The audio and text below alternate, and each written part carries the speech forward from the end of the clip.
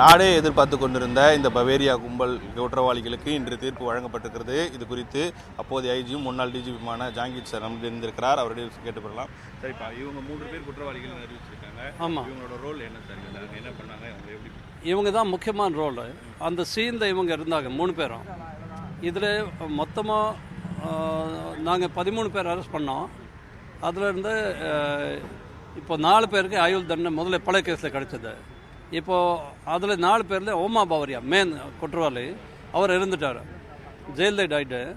3 பேர் இருந்தாங்க. இப்போது அந்த 3 பேரில் இப்போ 3 பேருக்கு இப்போது ஆனரபிள் ஜட்ஜ் கன்விக்ஷன் அனௌன்ஸ் பண்ணியிருக்காங்க.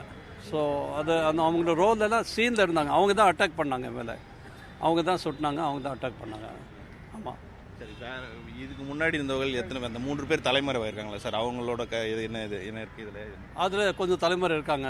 சில பேர் ஒரு இதில் இப்போ 13 பேரில் இப்போ இது 3 பேர் நீங்கள் பார்த்துருக்கீங்க. இப்போ ஒரு ஆள் இருந்த 4, இப்போ பாக்கி 9 பேர் 8 பேர் ஜாமீனில் போயிட்டாங்க.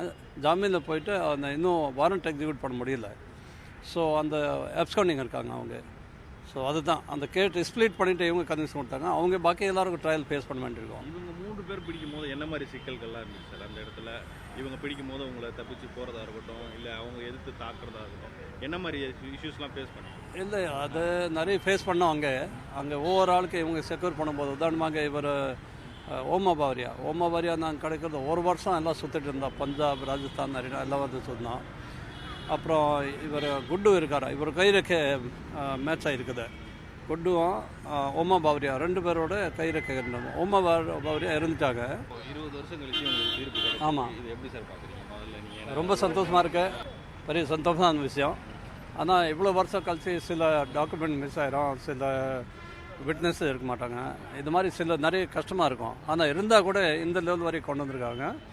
நாங்கள் தமிழ்நாடு போலீஸு, குறிப்பிட்ட திருவள்ளூர் போலீஸு இன்ஸ்பெக்டர் இவ்வளோ ஃபாலோ பண்ணியிருக்காங்க. அவங்க எல்லோரும் வாழ்த்துக்கள் சொல்கிறேன். இல்லாட்டி எவ்வளோ ஃபாலோ பண்ணாமல் எது கன்விக்ஷன் ஆகிருக்காது. அதை ப்ராப்பராக கேஸ் ப்ரெசென்ட் பண்ணோம். ஒரு 20 வருஷம் கழிச்சு கேஸ் இது மாதிரி ப்ரெசென்ட் பண்ணிவிட்டு கன்விக்ஷன் வாங்கினா அவ்வளோ ஒரு ஈஸி ஜாப் கிடையாது. ஆமாம். இப்போ இவ்வளோ டாக்குமெண்ட்ஸ்லாம் இப்போ பாதுகாத்து இவ்வளோ கொண்டு வந்து இப்போ ஜட்ஜ்மெண்ட் கிடச்சிருக்கு. இப்போ இருக்க தமிழ்நாடு போலீஸ் எப்படி சார் ஒர்க் பண்ணியிருக்காங்க? உங்ககிட்ட இருந்த பண்ணியிருக்காங்க. அது பண்ணனால தான் இப்போ எங்களுக்கு என்ன சில ஒரு டைம் பாஸ் ஆகும்போது சில நிறைய டிஸ்அட்வான்டேஜ் இருக்கும் ஒரு கேஸில். ஆனால் அவ்வளோ இருந்தால் கூட அந்த இன்ஸ்பெக்டர் இப்போ இது ப்ரெசென்ட் இருக்கார், பெரியபாளையம் இன்ஸ்பெக்டர். ஸோ அவங்க இவ்வளோ இன்ட்ரெஸ்டோடு எல்லா சாட்சிகள் எல்லாம் கூப்பிட்டு வந்திருக்காங்க, எவிடன்ஸ் எல்லாம் ப்ரொடியூஸ் பண்ணியிருக்காங்க.